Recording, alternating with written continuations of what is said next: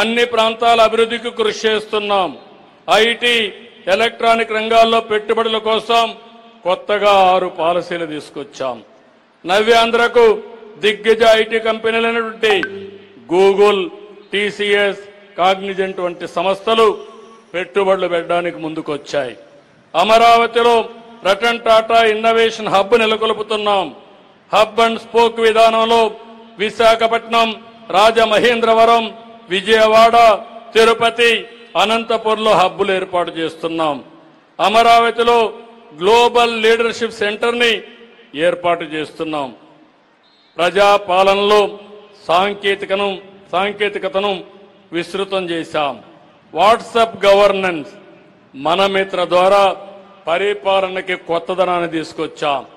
ఈరోజు ప్రభుత్వం దగ్గరకు వచ్చే పని లేకుండా మీ ఇంట్లో కూర్చొని ప్రభుత్వ సేవలన్నీ 700 సేవలను నేరుగా పొందే విధంగా ఈ రోజు నుంచి అమలు చేస్తున్నాం.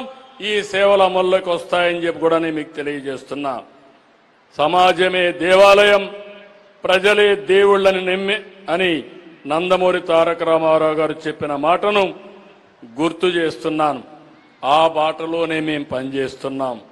ఎన్టీఆర్ కళ పేదరికం లేని సమాజం.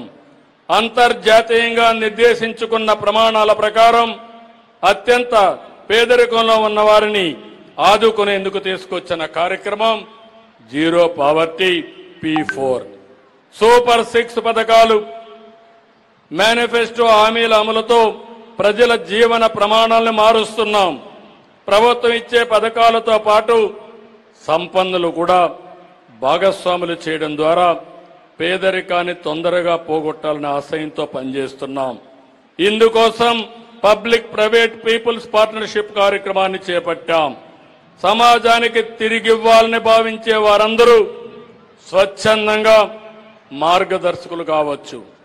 ఉన్నత స్థాయిలో ఉన్న 10% మంది అట్టడుగునున్న 20% మందికి చేయూతనిచ్చి పైకి తీసుకురావడమే P4 కార్యక్రమం ఉద్దేశం. ఇది స్వచ్ఛంద కార్యక్రమం.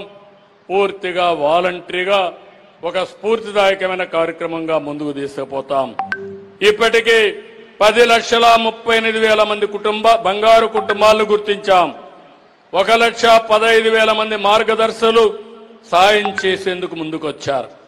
ఈ నెల 19 నుంచి క్షేత్రస్థాయిలో ఈ కార్యక్రమాన్ని అమలు చేస్తాం. ప్రధాని నరేంద్ర మోడీ గారు వికసిత్ భారత్ 2047 విజన్ రూపొందించారు. మనం Swarnandhra 2047 vision రూపొందించాం.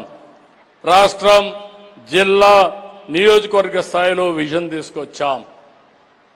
Wealthy, healthy, happy society లక్ష్యంగా మనం ముందుకు పోతున్నాం. ప్రపంచవ్యాప్తంగా అనేక దేశాల్లో మన తెలుగు ప్రజలు విజయాలు సాధిస్తున్నారు. ప్రతి చోట తమదైన ముద్ర వేస్తున్నారు. 2047 నాటికి భారతదేశం ప్రపంచ ఆర్థిక శక్తిగా నిలుస్తుంది. మన తెలుగు జాతి ప్రపంచంలోనే నెంబర్ 1 గా ఉండాలనేది నా తపన, కోరిక, ఆశయం. ఇది సాధిస్తామని మరొక్కసారి మీ అందరికీ విజ్ఞప్తి చేస్తున్నా.